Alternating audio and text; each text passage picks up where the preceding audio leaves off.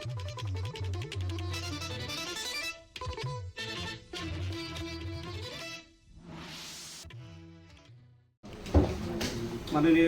नगराध्यक्षा रुचिताताई घोरपडे यांनी आज अर्थसंकल्प सादर केला आहे। जवळपास या नगर परिषदेचा 1098 कोटीचा इतका मोठा हा बजेट आज या ठिकाणी सादर केला।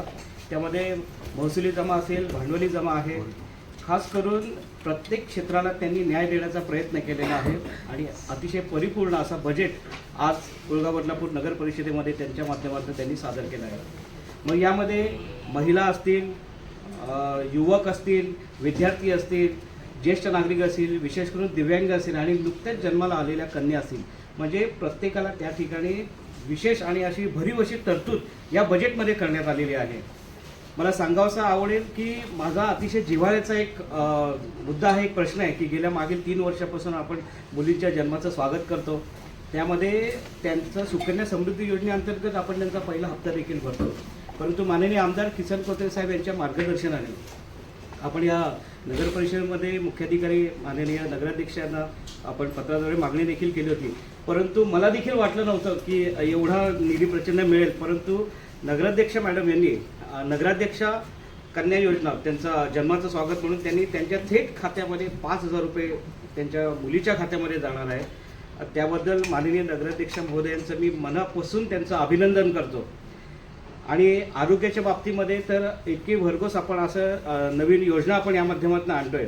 खास करून आता आपण जर बघत असाल की जो डम्पिंगवरचा जो महत्त्वाचा प्रश्न आहे की जो प्रचंड कचरा त्या ठिकाणी पडलेला आहे मागील कित्येक वर्षाचा, त्यासाठी राज्य सरकारच्या माध्यमातून, केंद्र सरकारच्या माध्यमातून आपल्याला स्वच्छ भारत अभियान या अंतर्गत जवळपास 46 कोटीचा निधी आपल्याला प्राप्त झालेला आहे। त्यामुळे ते बायोमायनिंगच्या माध्यमातून ते कचऱ्याचा प्रकल्प, ते विल्हेवाट लावण्याचं काम मोठ्या प्रमाणात त्या ठिकाणी यापुढे होणार आहे। त्यामुळे नक्कीच भविष्यामध्ये कचऱ्याच्या बाबतीत ज्या समस्या आहेत त्या ठिकाणी होणार आहेत। यानंतर विशेष करून मला सांगावंसं वाटेल की ABC केंद्र आहे, जे श्वान त्यांच्यासाठी आपण जे भटके श्वान आहेत, जे शिरगावमध्ये आता ते काम चालू झालेलं आहे। जवळपास 12000 श्वान असे आहेत या शहरामध्ये, त्यापैकी 5200 श्वानांचे निर्बीजीकरणाचं काम झालेलं आहे। परंतु अद्यापही 7000 श्वानांचं निर्बीजीकरणाचं काम आपलं बाकी आहे।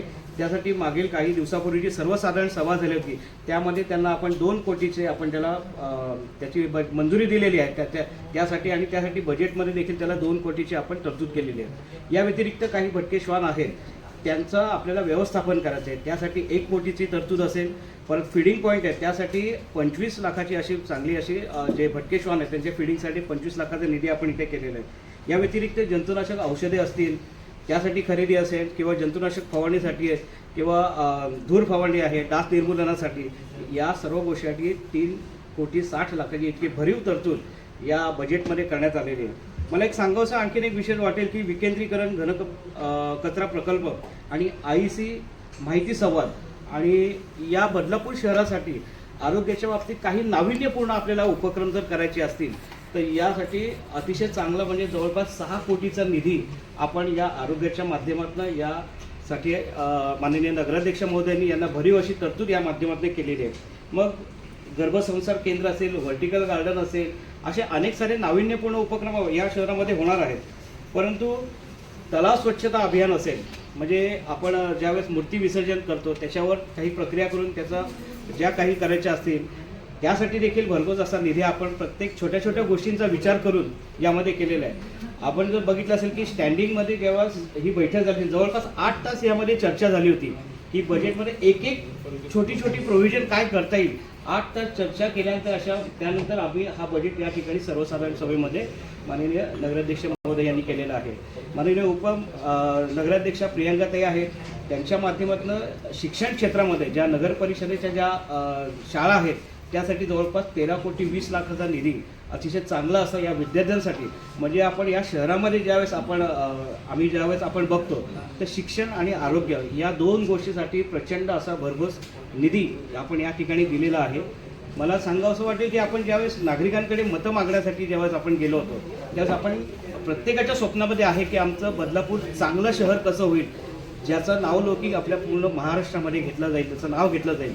त्यासाठी नक्कीच सन्माननीय आमदार किसन कथोरे साहेब असतील, कॅप्टन आशिषजी दामले असतील, आमचे राजेंद्रराव घोरपडे आहेत, यांच्या माध्यमातून यांच्या मार्गदर्शनाने आम्ही चांगलं असं या ठिकाणी शहरामध्ये काम करतोय आणि मला असं वाटतं की हा जो एवढा निधी आम्हाला दिलेला आहे आणि या पुढील वर्षामध्ये हा निधी स्पिल ओव्हर न होता हा पूर्णपणे निधी हा त्या कामासाठी ज्या कामासाठी आपण तरतूद केलेली आहे त्या ठिकाणी हा पूर्णपणे वापरला जाईल ही आता यापुढे आमची जबाबदारी असणार आहे.